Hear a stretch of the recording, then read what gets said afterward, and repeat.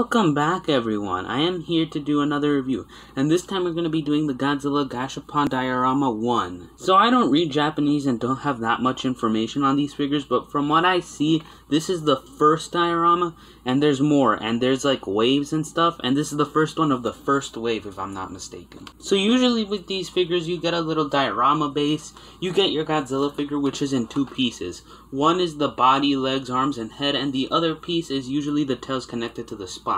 In fact, that's apparent on many diorama figures. I have more of these, and as you can see, the tail is connected to the spines every single time. It doesn't matter what figure it is.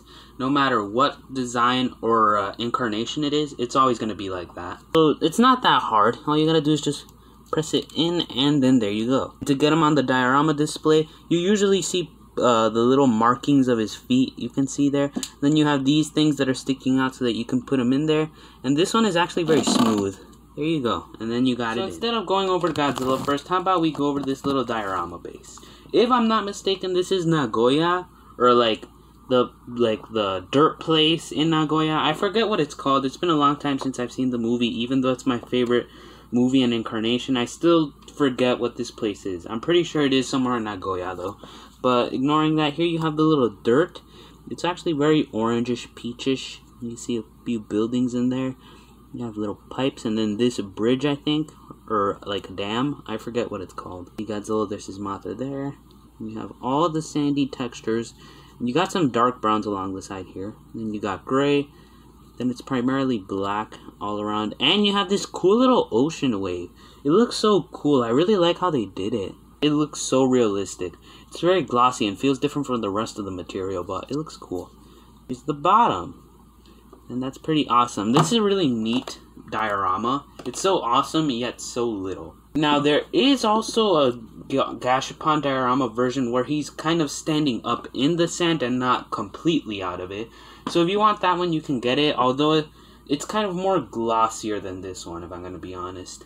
And now getting to the main man himself, Godzilla. But as you can see, it's quite apparent that he can't stand. Reason for that is because his tail is off the ground and his feet aren't strong enough to support that weight. So either he falls over or you can make him stand like this, but it's kind of gonna look a little awkward. It just kind of shocked me though, because the other three I have, even though they're from the same line, they can stand perfectly on their own. But again, that's probably because their tails are actually on the ground, unlike 1964 Buddy over here. As you can see, all of their tails are on the ground.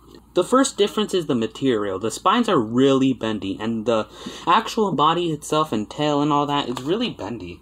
It's way bendier than the other three. For size, he's about 2 inches, almost reaching 3, and on the diorama, he actually reaches 3. The sculpt and paint is amazing. As like the other Godzillas, and as always with these lines, this Godzilla doesn't disappoint. That sculpt is so amazing. There's so much detail on it. You can see there's his claws and his pinky, which just doesn't look like a pinky. Then you have that signature death stare and the wobbly lip, which he gets in the film. And you have his teeth, which were individually painted, and his nails, which are yellowish, orangish, white. It's in all three of those colors, which is amazing. His eyebrows are brown. You can see there's his mouth and his neck, his skinny neck, which the Showa Godzilla, every single one has. You can see his chest, and there's a bit of gray on that spot. He's mainly this soft, blackish charcoal with a few browns on him. And ignoring that, the nails are different colors, you can see.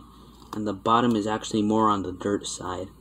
You can see the spines are this yellowish white, almost bone-like, and feature amazing detail. Look at all that detail. As always, these figures don't disappoint and pack a lot of detail.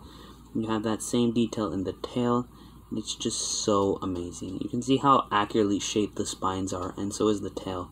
Very thin but thick.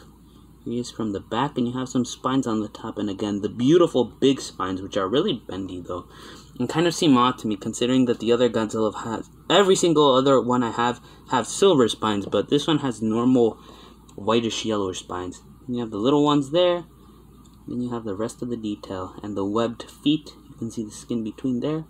You have the ferocious claws, and there's the classic 64 walking. And yeah, this is when he starts walking on land, not before. So he's already up, and I'm assuming that this is when he shakes the dirt off him, as explaining why he doesn't have that much brown. So yeah, that's pretty good. This figure overall just looks amazing. The reason this figure is probably amazing was because this was done by Yuji Sakai, who, if I'm not mistaken, did the figures for the X Plus and SH Monster X line, so that probably explains why these figures, and this one in particular, look really good. Yeah, here's what it looks like. Again, he can't stand. He could stand like this, but he just always loves to fall over. So that is it for our little friend. Tell me what you guys think about this in the comments. I think this is one of the best of the dioramas. There's way more, like 2000, 1994. Like, there's a bunch of these. But I've only had Showa ones, and probably will only collect Showa ones. I mean, there's a few others I want, but they're kind of a little not on the cheap side. Tell me what you guys think about this figure in the comments, and until next time, bye-bye, and see you.